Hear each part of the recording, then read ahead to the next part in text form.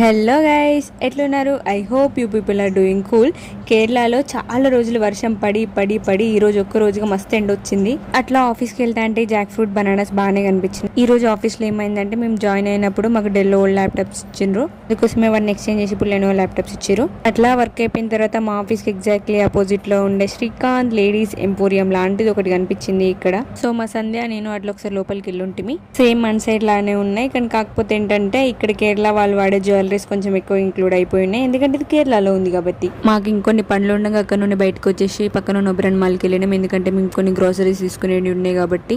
So అక్కడ నేను సాబ్దాన first time చూసిన, సాబ్దానతో చేసిన స్వీట్స్ తిన్నాం కానీ చూడడం ఫస్ట్ టైం.